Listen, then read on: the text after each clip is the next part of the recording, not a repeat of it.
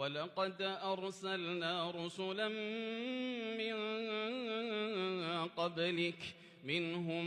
من قصصنا عليك ومنهم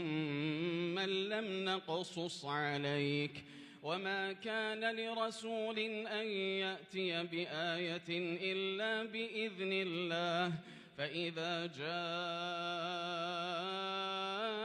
أمر الله قضي بالحق وخسر هنالك المبطلون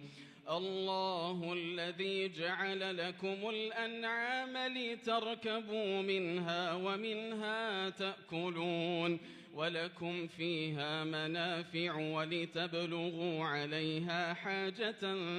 في صدوركم وعليها وعلى الفلك تحملون ويريكم آياته فأي آيات الله تنكرون